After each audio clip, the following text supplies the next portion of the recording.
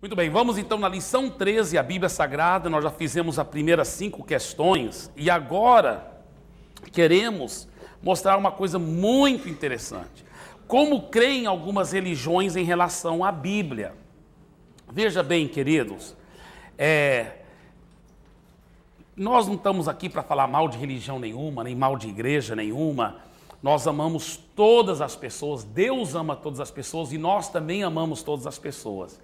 Mas se nós não falássemos a verdade toda também para vocês, nós teríamos ministros falsos do Evangelho, ou ministros incompletos do Evangelho. Nós temos que também ensinar toda a verdade para vocês, senão nós também estamos sendo injustos para com vocês.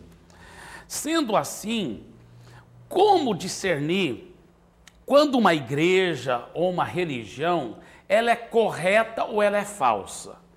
Não é tão difícil.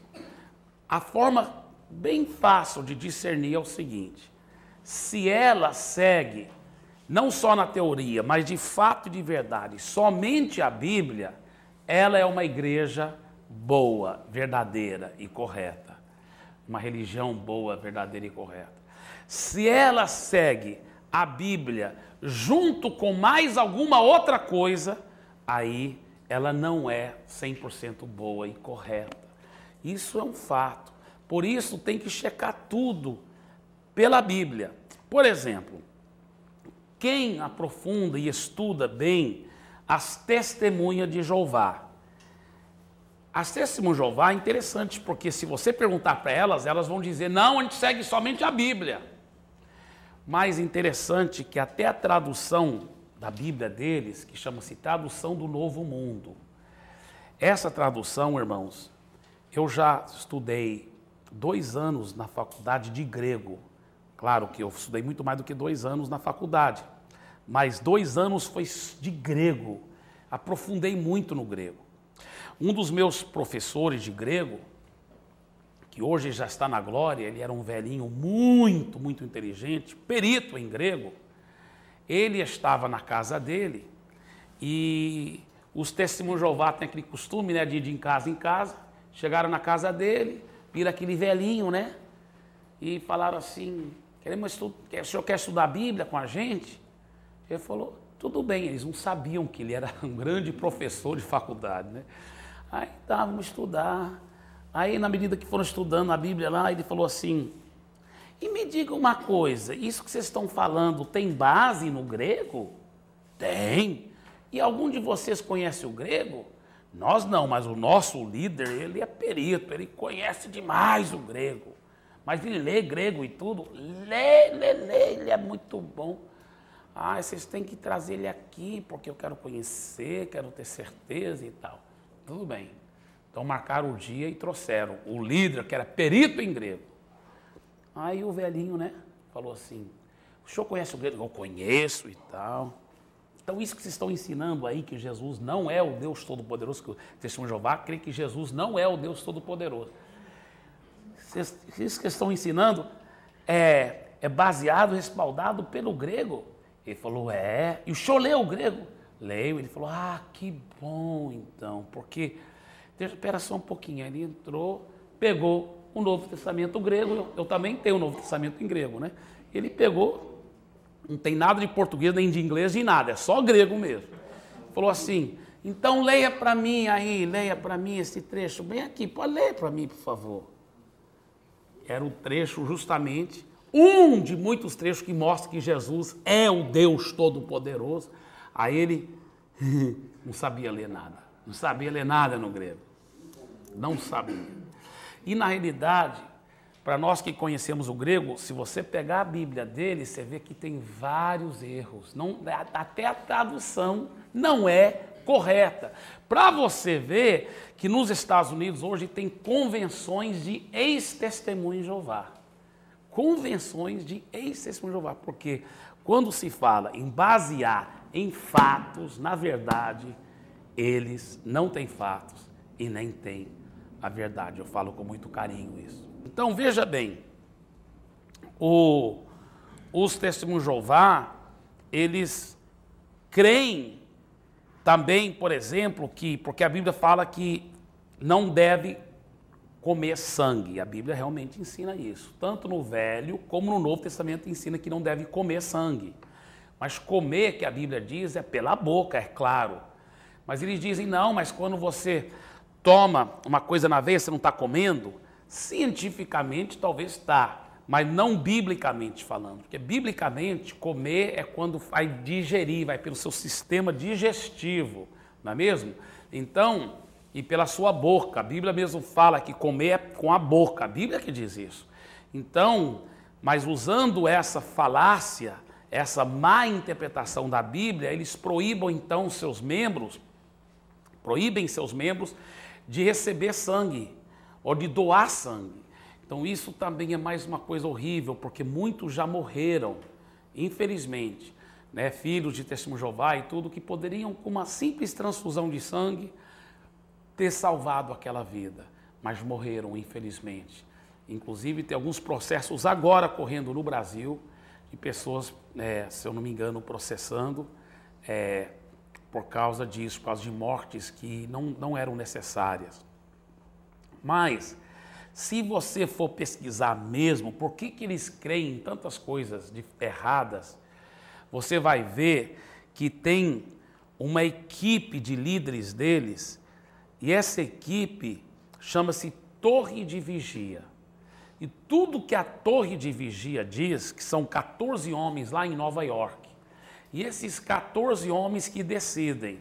Então, o que eles dizem e o que eles escrevem é lei final e nem pode questionar. Se você for testemunho de Jeová, você não pode questionar o que a Torre de Vigia diz, porque a Torre de Vigia, o que eles falam, está falado, e não pode nem questionar, não pode nem perguntar. Tudo que fala é infalível na prática. Aí, o que eles fizeram? Pegaram os ensinos da Torre de Vigia e colocaram no mesmo patamar do que a Bíblia. Por isso que se tornou uma seita falsa. Se um dia, daqui a 100 anos, as pessoas pegarem meus livros, as pessoas, membros da Igreja da Paz, pegarem meus livros e falarem, não, os livros que o pastor Eibe escreveu têm o mesmo peso da Bíblia, não tem nenhum erro nesses livros, eles têm o mesmo peso do que a Bíblia, a Igreja da Paz se torna uma seita falsa também. Porque qualquer coisa que você coloca no mesmo peso da Bíblia é seita falsa. É seita falsa. Então, tudo que eu falo, você deve pesquisar na Bíblia se é verdade, se não é. Se não é verdade, vem comigo e eu vou me corrigir. E se você que está enganado, eu vou te mostrar pela Bíblia. Mas eu te desafio para peneirar tudo pela Bíblia. Não creia só porque eu falei. Creia porque está baseado na palavra, porque a palavra tem que estar acima de todos nós. Então isso é muito importante. A Igreja Católica, eu falo com muito carinho também, mas a Igreja Católica Romana já mostra, é baseado em Roma. Então, ela também tem essas mesmas características das seitas. Por quê? Porque ela coloca a Bíblia e o que ela chama santa tradição da Igreja Católica Romana no mesmo nível. Por exemplo, nenhum lugar na Bíblia fala que existe purgatório. Não existe. A Bíblia fala o contrário. Só existe 2 caminhos. Um é largo, conduz à perdição. Outro é estreito, conduz à salvação. Mas a Igreja Católica ensina que existe um terceiro caminho, que é o purgatório. É por isso que muita gente diz ser bom católico, mas peca, prostitui, adultera. Não, vou pedir perdão a Deus e eu não preciso nem pedir perdão antes de morrer, não. Lá no purgatório eu peço perdão a Deus, meus pecados vão ser purgados e eu vou chegar no céu eventualmente. Aí é fácil a pessoa ser tão facilmente enganada pelo diabo, porque ela acha que depois da morte ela vai ter uma outra chance. É o grande erro do espiritismo também, a reencarnação. Depois da morte vai ter outra chance. Para viver de novo, para depois morrer, para depois viver de novo, para depois morrer. É tudo uma enganação, porque a Bíblia fala em Hebreus capítulo 9, versículo 27, é ordenado os homens morrerem uma só vez, e depois disso vem o juízo. Só morre uma vez, depois está tarde demais, é o juízo. Depois da morte, não tem mais jeito de mudar a situação. Então, purgatório é uma heresia E uma das piores heresias, juntamente com reencarnação, são duas das piores heresias que existem, porque ela ceda a pessoa, ela dá um sedativo para a pessoa acreditar numa grande mentira, que depois da morte ainda vai ter chance para ela se arrepender, para ela mudar, para ela chegar e poder ir para o céu. É um grande engano. Então muita gente fica até bem religiosa, espírita, católico, fica vivendo a vida que querem, porque pensam que depois da morte ainda vai ter outra chance. E não vai ter, não. A Bíblia fala, é ordenado os homens morrerem uma só vez. E depois disso vem o juízo. Hebreus 9, 27.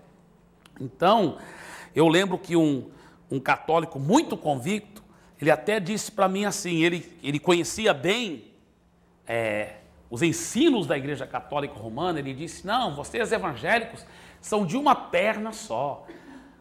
Quem anda com uma perna não, tem que ter duas pernas para andar. Vocês só seguem a Bíblia. Nós não, nós seguimos a Bíblia e a santa tradição da Santa Igreja Católica. Como ele mesmo então mostrou, como eles têm característica de seita, porque colocam a tradição no mesmo nível do que a Bíblia. Outra coisa que essa tradição diz é que o Papa é infalível. Tudo que o Papa fala sobre coisas espirituais é infalível, não tem erro. Mais uma vez, colocar o Papa no mesmo nível do que a Bíblia é uma grande falácia, um grande equívoco, é muito triste. A Igreja Adventista, irmão, de todas as seitas falsas, é a que mais se aproxima dos evangélicos. Por quê? Porque a Igreja Adventista, ela, quando fala de como ser salvo, ela ensina, se for pesquisar profundamente a doutrina dela de salvação, ela ensina igual aos outros evangélicos, é pela graça mediante a fé, não é por guardar eles ensinam que deve guardar o sábado, não pode comer carne de porco, mas os adventistas profundos na palavra, os que seguem mesmo as doutrinas verdadeiras da Igreja Adventista, eles não ensinam que tem que fazer essas coisas para serem salvos. Mas muito dos seus adeptos e seus membros menos esclarecidos dão de entender que se você não guardar toda a lei de Moisés, inclusive se você não guardar o sábado, ou se você comer carne de porco, você não vai ser salvo. Eles dão de entender isso. Qual é o grande erro da Igreja Adventista? Porque guarda o sábado, é proibido comer carne de porco. Realmente são grandes erros, porque o Novo Testamento diz claramente no livro de Colossenses que nós não temos mais que guardar o sábado. Está lá claramente em preto e branco. Deixa eu até ler isso aqui para vocês rapidamente. Abram suas Bíblias lá para o livro de Colossenses.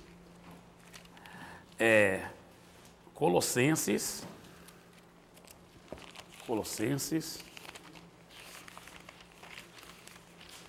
capítulo 2.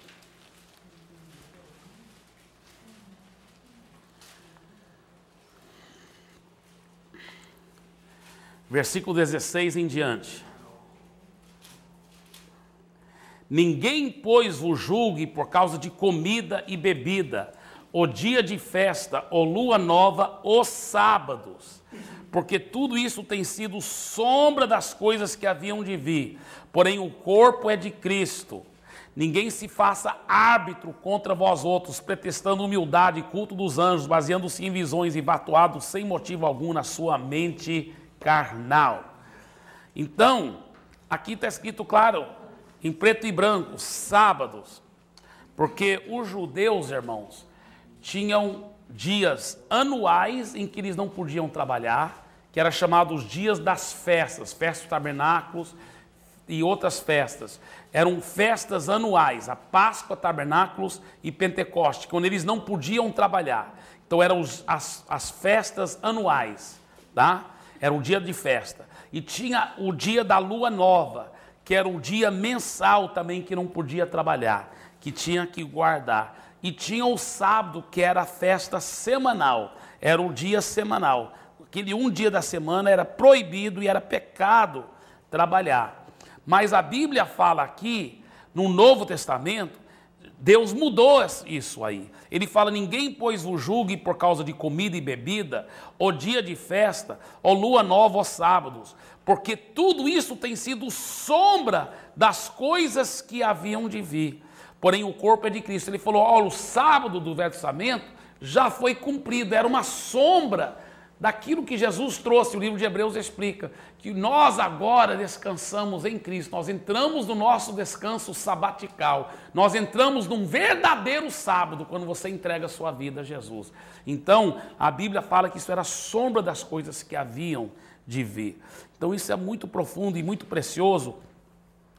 Mas a Bíblia tem outro texto lá em Romanos que fala assim, olha, um faz diferença de um dia, outro guarda todos os dias iguais, todos os dias ele glorifica Jesus.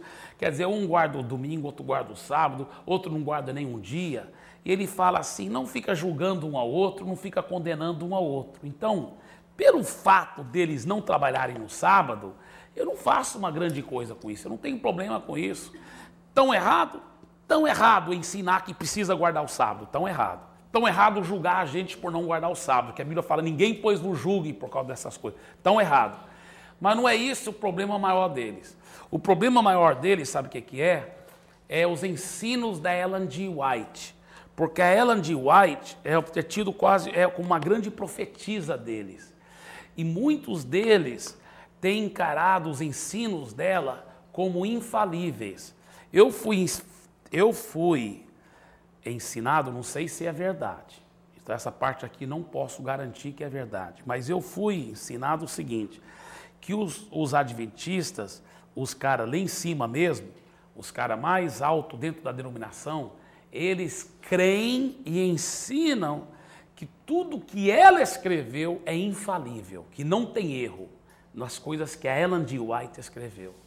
Se esse posicionamento é verdadeiro e pela prática deles parece que eles tomam esse posicionamento, é isso que faz deles uma seita falsa. Não é o fato de eles guardar o sábado, porque toda igreja tem as suas heresiazinhas, né? Quase, né? Toda uma pode falhar aqui, outra falha ali. O que faz deles uma seita falsa é se eles acreditarem que tudo que ela escreveu é infalível. Aí isso é característica de seita falsa, porque coloca os ensinos dela no mesmo nível do que a Bíblia. E isso faz com que a coisa seja bem grave mesmo. Porém, outros já me falaram, olha, esse posicionamento do adventismo já mudou. Ele já não tem essa posição mais, eles já não creem que o que ela escreveu é necessariamente infalível. Se isso for verdade, é boa notícia.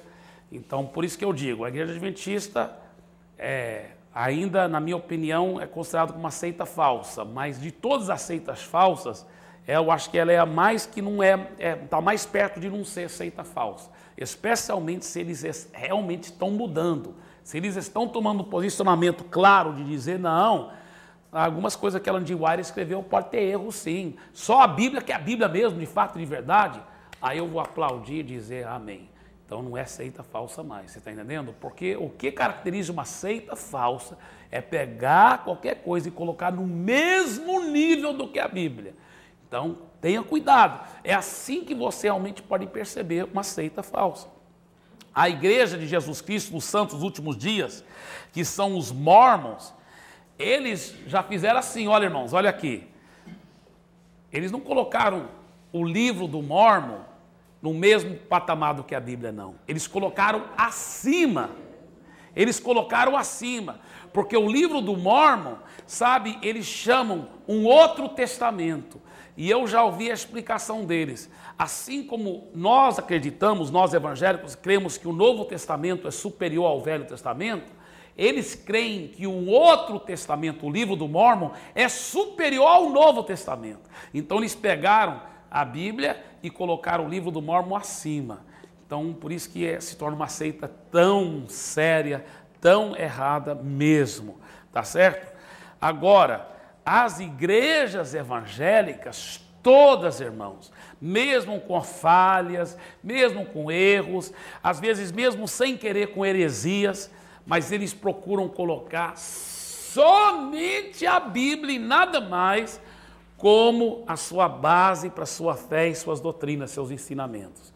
Então isso é que diferencia uma igreja evangélica de qualquer outra igreja que não seja evangélica, tá? tá bem? A Bíblia e somente a Bíblia é a palavra de Deus. Vamos continuar a lição 14, a triunidade de Deus. Vamos ler o número 1, todo mundo em voz alta, por favor. Lição 14, a triunidade de Deus. Número 1, lendo todo mundo em voz alta. Cremos que Deus é Pai, Filho e Espírito Santo, e que essas três pessoas são um só Deus, iguais em poder e glória. Declaramos isto baseado na própria palavra de Deus. Apesar da palavra Trindade não aparecer na Bíblia, temos várias passagens bíblicas que provam a existência de Deus em três pessoas. Agora só eu vou ler o número 2. Ninguém pode compreender plenamente a Trindade. É impossível compreendermos Deus com nossa mente limitada, pois Deus é infinito. Aliás, não conseguimos compreender nem a criação desse Deus infinitamente poderoso. Ou você pode entender e explicar o universo e o espaço sideral, né? Tem pessoas que acham que por não entender a Trindade, não existe. Não, irmão, não é assim. Eu vou falar a verdade, você não entende nem você mesmo, não é verdade? Nós não entendemos nem a nós mesmos, espírito, alma, corpo, né? Eu imagino um ser humano tentando entender Deus, é mais ou menos como uma formiga. Está lá embaixo olhando para o ser humano, né? Olhando para o pé dele e para a perna, tentando entender o que é um ser humano, não é mesmo? Agora, nós podemos conhecer a Deus pelo Espírito Santo e pela sua palavra, né? Mas fora isso, nós não podemos com a nossa própria mente entender, não é mesmo? A Trindade tem muitos, assim, exemplos que ajudam as pessoas a entenderem, porque não são três deuses, é um só Deus que se manifesta em três pessoas. É como assim, não é só um ovo, é um ovo, mas tem três partes, tem a casca, né, a clara e a gema, né? É um só ovo. Então é mais ou menos assim, Deus é um só Deus, mas ele se manifesta em três pessoas. Tá? Deus Pai, Deus Filho e Deus Espírito Santo. É um pouco diferente porque ele tem também, são três pessoas distintas. O Pai, o Filho e o Espírito Santo. Mas é um só Deus. Muito bem. Número 3. Vamos ler em voz alta juntos, número 3. No entanto, é impossível conhecermos a Deus intimamente e rejeitarmos a Trindade. A respeito da triunidade de Deus, alguém disse: se tentarmos entender, ficaremos loucos. Se rejeitarmos, pereceremos no inferno. Porque vemos como um espelho obscuramente. Então veremos face a face. Agora conheço em parte. Então conhecerei como também sou conhecido. 1 Coríntios 13, 12. Número 4. Agora só eu que vou ler. João 14, 9, Jesus se identifica com o Pai. No verso 16 ele fala do Espírito Santo como sendo o Consolador que viria para tomar o seu lugar, né? Por exemplo, o Testemunho de Jeová não crê na Trindade, eles dizem que só o Pai, né, que é o Jeová, que é o Deus Todo-Poderoso. Jesus foi criado depois por esse Deus poderoso, é um Deus com D minúsculo, e o Espírito Santo nem pessoa não é, eles dizem que é só a força ativa de Deus. Mas a Bíblia fala, vez após vez, que o Espírito Santo é uma pessoa, nós vamos estar falando mais sobre isso. Ele não é um ser humano, é óbvio, mas ele é uma pessoa, ele tem uma personalidade. Número 5, Número 4, vou ler de novo, e número 5. Em João 14, 9, Jesus se identifica com o Pai. No verso 16, ele fala do Espírito Santo como sendo o Consolador que viria para tomar o seu lugar. É óbvia a presença da Trindade na criação, o verbo na terceira pessoa do plural. Também disse Deus, façamos, está no plural. E essa palavra para Deus no hebraico, que foi escrito originalmente o Gênesis, o livro de Gênesis foi escrito em hebraico. E essa palavra para Deus é Elohim, é uma palavra no hebraico no plural. Interessante. É uma palavra que está no plural. Disse Deus, façamos o homem à nossa imagem, conforme a nossa semelhança. O mesmo ocorre em Gênesis 11, 7, por ocasião da construção da Torre de Babel. Na carta aos Efésios, estou na página 45, na carta aos Efésios, capítulo 1, Paulo descreve como cada uma das três pessoas da divindade desempenha papéis diferentes, específicos, no plano de salvação do homem. Isso é muito interessante. Abra sua Bíblia lá para Efésios, o 1º capítulo.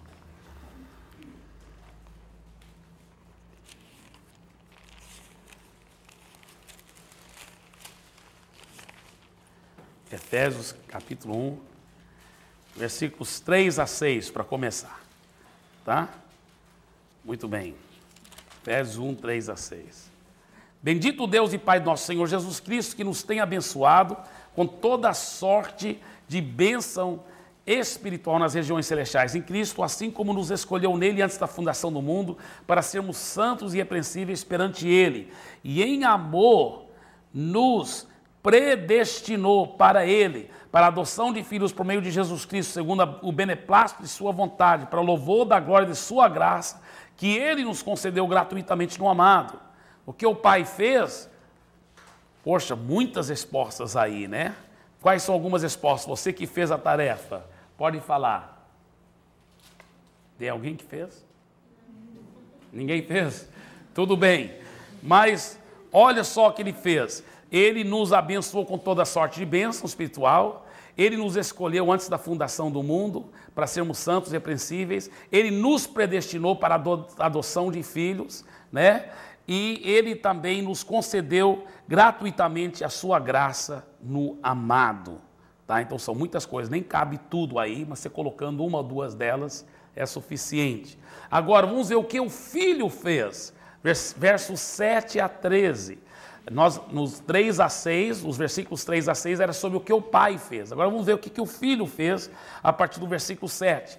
No qual temos a redenção pelo seu sangue, a remissão dos pecados, segundo a riqueza da sua graça, que Deus derramou abundantemente sobre nós em toda sabedoria e prudência, desvendando-nos o mistério de sua vontade, segundo o seu beneplácito que propuseram em Cristo, de fazer convergir nele, na dispensação da plenitude dos tempos, todas as coisas, tanto as do céu como da terra. Nele, digo, no qual fomos também feitos herança, predestinados, segundo o propósito daquele que fez todas as coisas conforme o conselho da sua vontade, a fim de sermos para o louvor de sua glória, nós os que antemão esperamos em Cristo, em quem também vós, depois que ouviste a palavra da verdade, o evangelho da vossa salvação, tendo nele crido, fostes selados com o Santo Espírito da promessa.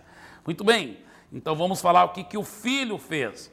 Ele nos deu redenção pelo seu sangue, nos remiu dos nossos pecados, ele também desvendou o mistério da sua vontade. Não, isso foi o Pai. Ele convergiu na dispensação, plenitude de tempo, todas as coisas, né? E também aqui no final, a Bíblia fala que ele nos selou com o Espírito Santo, final do versículo 13, ele nos selou, Jesus nos selou com o seu Espírito Santo. Agora, o que o Espírito Santo fez? Versos 13 e 14, né? Em quem também vós, depois que ouviste a palavra da verdade, o evangelho da vossa salvação, tendo nele crido, fostes selados com o Santo Espírito da promessa, o qual é o penhor da nossa herança até o resgate da sua propriedade, no louvor de sua glória. Então, Jesus que nos selou com o Espírito Santo, mas o Espírito Santo é o que serve como nosso selo, e tem mais, ele serve como penhor da nossa herança. Deixa eu explicar, olha aqui para mim, isso aqui é uma coisa bem profunda. Você sabe o que é um penhor, né? Penhor é uma garantia de que você vai receber uma coisa maior depois, tá certo? Então, quando Deus nos deu o Espírito Santo, ele falou assim, olha, isso aqui é o penhor, isso aqui é a garantia que depois você vai receber um corpo glorificado, você vai viver no céu, você vai ter tudo. Então, o Espírito Santo é essa garantia. Você está selado com o Espírito Santo, e ele é o penhor da sua herança, que tudo de você vai receber quando Jesus voltar e você for para o céu. Tem alguma pergunta sobre isso? Então vamos continuar. Número 7. Na oração, nós oramos ao Pai em nome de Jesus com o auxílio do Espírito Santo. Tá? Na bênção apostólica, o apóstolo Paulo invoca a Trindade Santa. Interessante que o apóstolo Paulo, na bênção apostólica lá de 2 Coríntios, capítulo 3, versículo 13, ele é bem claro, ele fala assim, olha, que o amor de Deus, a graça do nosso Senhor Jesus e a comunhão do Espírito Santo seja com todos vós. Então ele fala do Pai, de Jesus e do Espírito Santo. A Bíblia é muito clara, irmãos. Olha, no batismo de Jesus, nós vemos a Trindade do batismo do Espírito Santo, no batismo de Jesus. Que Jesus está sendo batizado aqui nas águas, tá? E o que diz a Bíblia? Que o Espírito Santo desceu sobre Jesus em forma de quê? Na forma de uma pomba. E dos céus, lá em cima, ouviu a voz do Pai, dizendo, esse é meu filho amado, em quem eu me comprazo. Então você vê o Pai falando lá em cima, Jesus sendo batizado aqui embaixo, e entre os dois, o Espírito Santo. Está todos os três lá se manifestando ao mesmo tempo, tá? Então isso é muito, muito lindo. A Bíblia ensina que nós devemos fazer assim, irmãos. Eu oro ao Pai, em nome de Jesus. O que quer dizer nome? É autoridade. Jesus, Pai, eu estou orando, não é no meu nome, não é porque eu tenho bagagem para isso. Eu estou orando em nome de Jesus, porque por Ele eu tenho bagagem sim para orar, porque Ele morreu pelos meus pecados, Ele ressuscitou, Ele é o meu advogado, então é no nome dEle, Pai, que eu estou orando. E eu oro ao Pai em nome de Jesus, mas como? Pelo poder do Espírito Santo. Então você na oração se envolve todos os três, tá? Agora, para pedir uma coisa, normalmente você deve pedir ao Pai em nome de Jesus pelo Espírito Santo, mas para adorar, você deve adorar os três, né? Glória ao Pai, glória ao Filho e glória ao Espírito Santo, né? Então isso é muito interessante. Vamos continuar. Número 10. Jesus, em Mateus 28, mais uma vez, Jesus, irmãos, que fala da Santíssima Trindade aqui. Mateus 28, Jesus ordenou que o batismo nas águas fosse feito em nome do Pai, do Filho e do... Ora, se só tivesse esse um versículo em toda a Bíblia, já pode ver a Trindade aí, né? Já é o próprio Jesus que disse, Pai, Filho e Espírito Santo. Pronto, tá aí, não tem mais argumento, tá? Então vamos falar agora do Deus Pai. Deus Pai, existe mais do que um Deus verdadeiro, sim ou não? Não. Há alguma coisa impossível para Deus? Não. Deus é chamado de Todo-Poderoso. A presença de Deus enche o céus e a terra, tá? Alguma coisa que Deus não sabe? Não. O que Deus fez para provar o seu amor para conosco? Isso mesmo. Quando nós ainda éramos os seus inimigos, a Bíblia fala, quando nós ainda não éramos os seus inimigos, Jesus morreu por nós, que Deus provou o seu amor para conosco, pelo fato de quando nós ainda éramos seus inimigos, Ele enviou seu Filho para morrer por nós. Deus o Filho, Jesus é Deus, sim ou não? Sim. João 20, 28, Tomé chamou Jesus de Senhor meu e Deus meu. Lembra que eu falei até essa história hoje sobre o Tomé? Tá? Senhor meu e Deus meu. Em Mateus 1, 23, Jesus foi chamado de Emanuel. Muito bem, Emanuel. Jesus foi chamado na própria Bíblia de Emanuel. E o que quer dizer Emanuel, irmãos? Deus conosco. Toda vez que você vê no Velho Testamento, esse nome El quer dizer Deus, tá? Então Emanuel quer dizer conosco Deus está, ou Deus conosco, tá? Por exemplo, Rafael, Rafa é cura. Rafael quer dizer o Deus que te cura. Tá? Então, Samuel, não sei, não lembro o que Sama quer dizer, mas El é Deus. Toda vez que você pode ver no Velho Testamento, está cheio de El, quer dizer Deus. Toda vez que termina com El, quer dizer alguma coisa Deus, tá? Né? Então, sempre é assim, tá certo? Vamos continuar. Muito bem. Em Isaías 9, 6 e 7, isso aqui é impressionante. Jesus foi chamado de quê? Maravilhoso, Conselheiro, Deus forte. Olha que os testemunhos de Jeová tem muito problema com esse versículo aí. Quando o próprio Jesus é chamado de Deus forte, o que mais que ele é chamado? Pai da eternidade. Está vendo como não dá para separar um do outro? Pai da eternidade e Príncipe da paz. Você vê que ele só pode ser da Igreja da Paz, né, irmão? Príncipe da paz. Príncipe da paz. Eu estava falando com o irmão pastor Enoque, da Igreja Batista da Glória, agora lá em São Paulo, ele falando, não, porque nós todos vamos viver aonde, irmão? E eu falei, aonde? Ele falou, na glória. Né? Porque ele está falando, porque o nome da igreja dele é Batista da Glória. Eu falei, é verdade, mas com quem que nós vamos viver? Ele olhou para mim, eu falei, com o Príncipe da Paz. Mas amém. Aleluia. Vamos continuar então. Aleluia. Em Tito 2,13, o apóstolo Paulo declara ser Jesus Cristo o grande Deus e Salvador. Interessante. Paulo chama Jesus de Deus e Salvador. Uma grande prova de que Jesus é Deus é que no terceiro dia, depois do seu sepultamento, ele ressuscitou. Agora Jesus está sentado num lugar de honra no céu. E o quê? Intercede a Deus a nosso favor. Muito bem. Quem julgará o mundo? Jesus. E nós vamos ajudar a julgar o mundo. A Bíblia fala que nós vamos até julgar os anjos.